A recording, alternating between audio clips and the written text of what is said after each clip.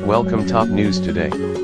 It's been 9 days since Doug Jones won the Alabama special Senate election, and his disgraced opponent Roy Moore still hasn't conceded, resorting instead to posting homophobic messages about Jones' gay son on his Facebook page.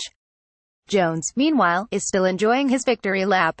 On Thursday night, in one of his biggest national TV appearances yet, Jones made his late-night debut with NBC's Seth Meyers, who was a loud critic of Moore's during the bruising campaign. Even before Moore was accused of sexually harassing or assaulting several underage girls, the late-night host said he was deeply unfit for office based on his views about LGBT and Muslim Americans. "I would think it's safe to say this is the most anyone has ever paid attention to an Alabama Senate election," Meyers told Jones. "And what we saw by paying attention was your opponent seemed a little extreme at times. He brandished a gun on stage, he rode a horse to vote.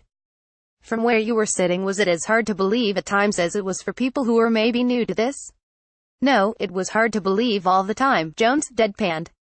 "It was surreal to watch some of that." As Jones explained it, he won as a Democrat in Alabama by being true to himself and keeping the focus on kitchen table issues. Now, he has said he wants to work with President Donald Trump and Republicans when he gets to the Senate. "You've got to try to reach out, but it's one of those things, they've got to want to work with you as well," he said. At the same time, he did not hold back at criticizing the GOP for rushing to pass a tax cut for the rich while dragging their feet on funding the children's health insurance program CHIP. "They were looking for a political win," Jones said of the Republicans. "They've not seen anything that's really been, legislatively, a win for them. They needed something by the end of the year.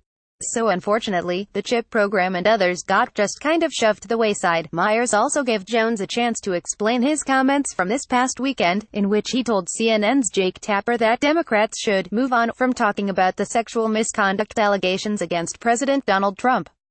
"I wasn't really talking about moving on from those allegations," Jones said, walking back those earlier remarks.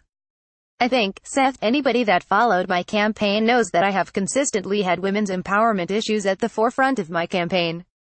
And especially after these allegations, not only with the president, but with others across the country and Roy Moore, I think we've truly reached a tipping point, a kind of a crossroads in this country, where women who have been abused and felt abused can now stand up, speak out. That is what I have been for all along. What I want to do, though, is for me personally, I think the people of Alabama voted for me to put me up there to try to talk about healthcare and those issues," he continued. "And I want to get in there to do those issues. But that doesn't by any stretch mean that I don't think that those issues and those women who have made those allegations aren't important. They are. They need to stand up, they need to speak out, and everybody needs to pay attention to them."